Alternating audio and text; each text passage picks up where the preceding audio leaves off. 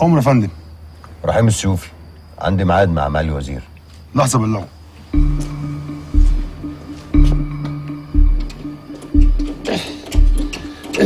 معالي الوزير. ايه؟ رحيم بيه السيوفي وصل يا باشا. خليه يخش. اهو من معاليك سعادتك. خير يا سيد؟ البوليس طبع المطبعه وانا هربت. انت جاي على هنا؟ انت اتجننت؟ ما تخافش يا حلمي، ما حدش شافني، انا بس اللي مقلق يعني اروح البيت. تقوم جاي لي هنا بقى وجيب لي مصيبه. انت بتفكر ازاي يا سيد؟ يا عم انا جاي اعمل معاك الصح واقول لك ان عماد بقى انا ممكن يبيعك في اي لحظه. باعك ازاي؟ الواطي بلغ عني. الله يطبع يا سيد وانا طبعت، وانا كلت الطعم زي الهبل يا حلمي. وانت عرفت ازاي انه عماد؟ هو عماد الوحيد اللي عارف ان انا هناك، هو عماد. لا ولا كده ايه، كلمني في التليفون عشان يثبتني، عشان البوليس يطب علينا. اللي قلقنا يا حلمي ان الراجل صاحب المطبعه اتقبض عليه، مش بعيد يجيب سيرتي. وعماد يعمل معاك كده ليه؟ خايف من المعلومات اللي عندي تطلع بره. هي ايه المعلومات اللي عندك؟ قوم يا حلمي هات لي شويه ميه وانا هوريك على كل حاجه. معالي الوزير بيقول لك اتفضل.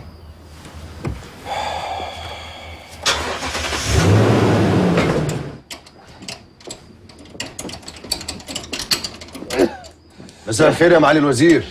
تعالى يا رحيم بيه، وشك ولا القمر. ربنا ما يقطع على معاليك عاده، برضه سبتني ملطوع بره زي زمان. طبعا زهقت بسرعه عشان انا مفيش سكرتيره. طول عمري معاليك وانت فاهمني زياده عن اللزوم. كنت عايز في ايه يا رحيم؟ ايه ده؟ واحنا هينفع نتكلم هنا؟ ايه؟ مكسوف من باكينام ولا ايه؟ لعلمك باكينام دي بتحضر معايا اهم الاجتماعات، لما ما تلاقيهاش معايا تعرف ان انا قاعد مع ناس ساكته. الله يرحم ابويا اشتراها من بلدها على الزيرو. واضح قوي انها غاليه عند معاليك، والا ما كنتش وقفت تصلحها بنفسك. انت عارف يا رحيم، لما اتحجز على حساباتي واموالي في البنوك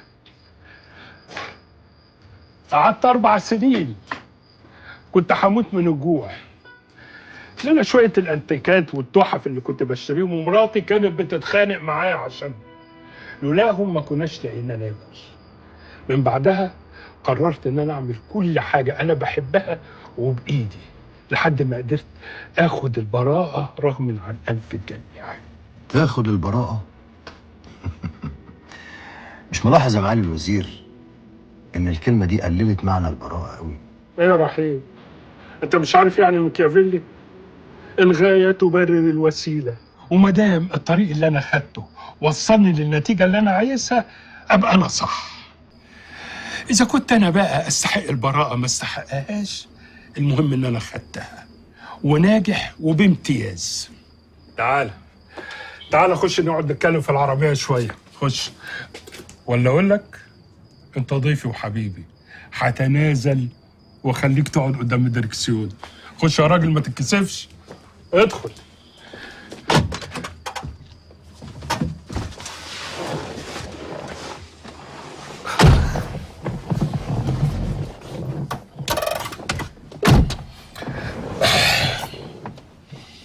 انا اتبعت لي رقم حساب ليك في بنك وطلب مني احول عليه فلوس.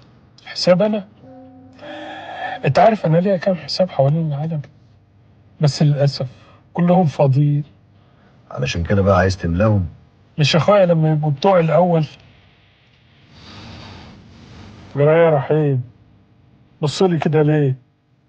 ما كانتش دي لعبتك يا ابني. انا واجهه، لكن غيري هو اللي بيستعمل الحسابات دي ويعمل فيها تحويلات كتير لناس كتير.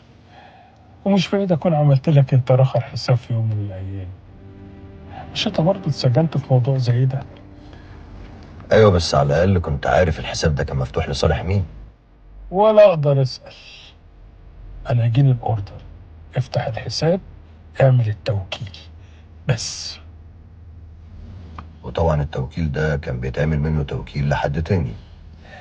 بس الظريف بقى اقول لك في الموضوع ده ايه، ان الحساب ده انا عملته من اكتر من 20 سنه. يعني اللي بعت لك ده راجل قديم قوي في الشغلانه. طب ورق الحسابات والتوكيلات دي فين؟ ورقهم ليه يا اخويا؟ وانت كنت بتدي الاوراق دي للي زيي؟ ولا كنت بفكر فيهم. يا رحيم، نصيحتي ليك رجع الفلوس اللي معاك دي. مش لو كنت اخدتهم؟ يعني انت ما خدتش الفلوس دي، يبقى كده مشوارك بقى مشوارين. المشوار الاولاني تدور على اللي خد الفلوس دي، ومشوارك التاني تدور مين اللي عايز الفلوس دي. سكتك صعبة يا رحيم، خد بالك من نفسك بجد، خد بالك من نفسك يا رحيم.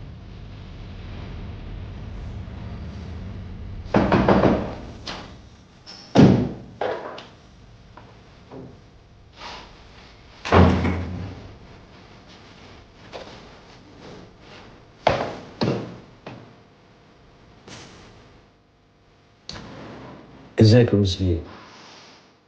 انا عارف انك اشتغلت مع رحيم السيوفي. دي بداية غلط. امال الصح ايه؟ الصح ان رحيم هو اللي كان بيشتغل معايا، مش انا اللي بشتغل معاه. ولا انت يا باشا مش عارف جاي تتكلم مع مين؟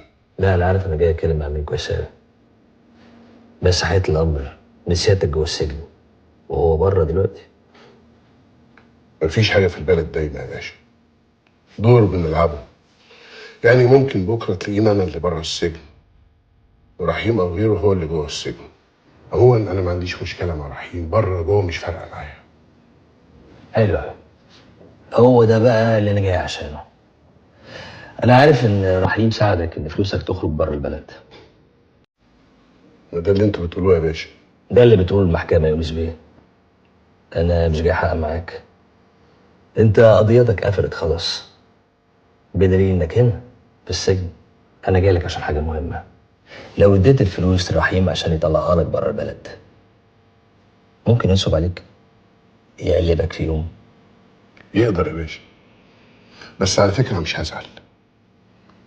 بص يا باشا، لو انت عندك 100,000 جنيه بتوعك بس لسبب ما انت مش عارف تتصرف فيهم، لا عارف تصرفهم ولا عارف تحطهم في بنك، ولا طبعا هترجعهم للي انت خدتهم منه.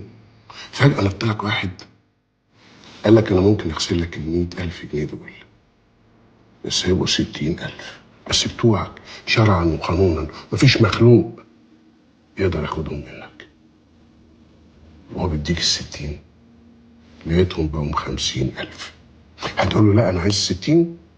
بالعكس، هتاخده بالحضن وتبوسه كمان. فهمت. المشكلة ان البلد هي اللي مش عايزة تفهم. ماشي، احنا بنتكلم بقالنا كتير، وبعد اذنك عايز الحق الشوط التاني من ماتش ليفربول. ليفربول؟ اوعى تقول لي ما بتشوفش محمد صلاح، ده خلى اسم مصر على كل لسان. ربنا يحميه يا باشا. تقدر تروح تكمل فرجة على الماتش، انا خلصت. اللي قول لي، الشوط الاول خلص كام؟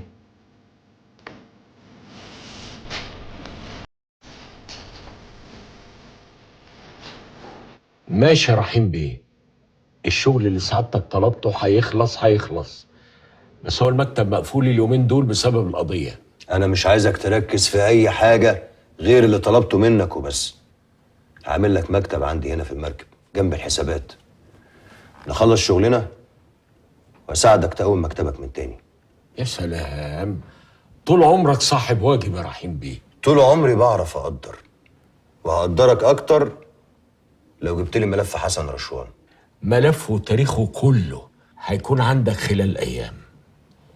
مركب وعلى النيل، ده ايه التظبيط ده يا باشا؟ ممكن تسكت شوية وتبطل الشويتين بتوعك دول؟ ممكن تسكتوا انتوا الاتنين وتركزوا في الشغل؟ والله شغال يا باشا، ما بنامش، وقريب قوي هتتبسط. وانا مستني.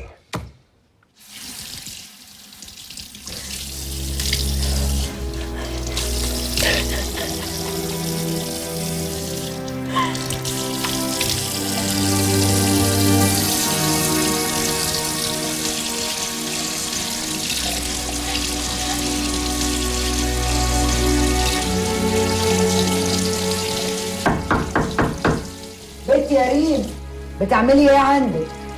مفيش يا ماما، باخد شاور وهخرج على طول. طيب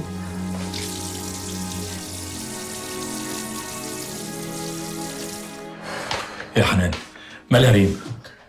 البت وشها متغير قوي، ويا اما حابسه نفسها في الحمام يا قافله على نفسها اوضه النوم. احسن تكون تعبانه ولا حاجه، ما توديها للدكتور. انا سالتها قالت انها كويسه ما فيهاش حاجه. حنان انا مش مطمن، خصوصا بعد ما جه الواد اللي اسمه زياد ده وزارها. عايزك تحط عينك عليها. ما تخافش ما تخافش. شكلك كده مش هينفع تيجي معايا الفرح، لازم تقعدي مع ريم. فرح؟ فرح مين؟ مش هتصدقي. قول مين؟ عماد وداليا. بجد؟ غريبه قوي دي. عشان كده عماد كان عايز يحبس سيد عشان ما يضرهاش بعد ما بقت في ايده. يا مصيبتي. طب خلي بالك لا يعرف انك انت مقعد سيد في بيت الحلميه القديم. حنان انت هبله؟ انت مش عارفه انت متجوزه مين ولا ايه؟ انا حلمي لعجاتي. طب انت هتروح الفرح؟ طبعا. طيب.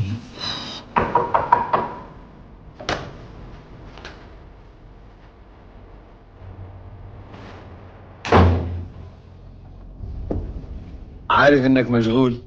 افضلك يا عمده.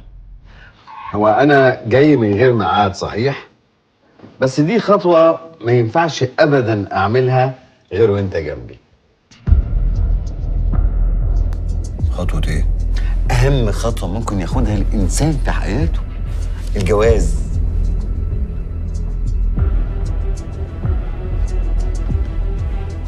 سوري ان الوقت كان ضيق وملحقتش اعزم حد، بس انا رحت المطبعة بنفسي، وقفت على ايد الخطاط لما كتبها حرف حرف.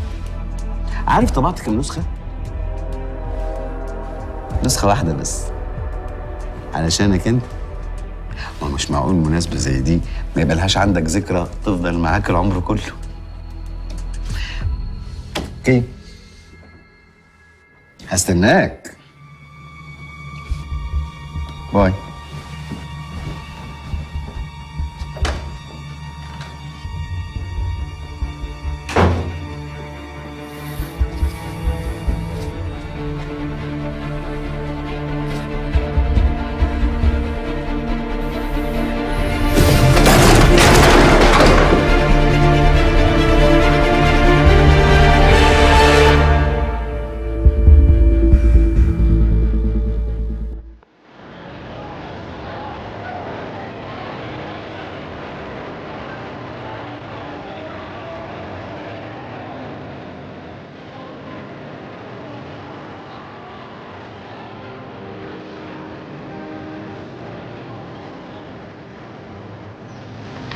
مبروك يا داليا.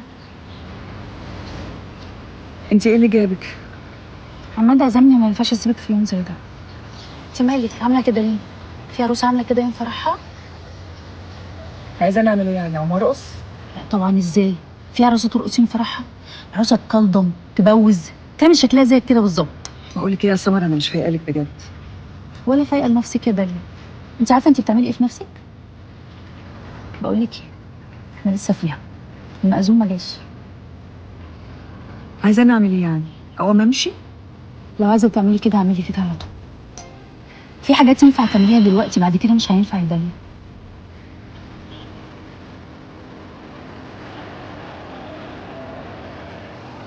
مبروك. حلمي، ايه ده؟ انا مبسوط انك جيت. كان لازم اجي. مبروك يا عماد. الله يبارك فيك. فرحان لك قوي. ربنا يخليك يا حلمي، عقبال ولادك يا رب.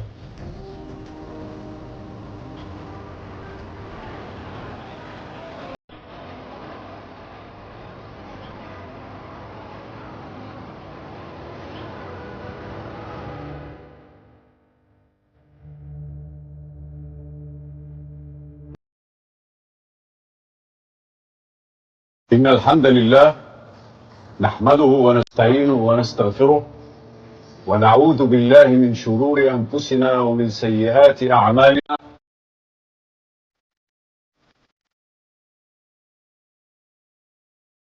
من يهده الله فلا مضل له ومن يضلل فلا هادي له.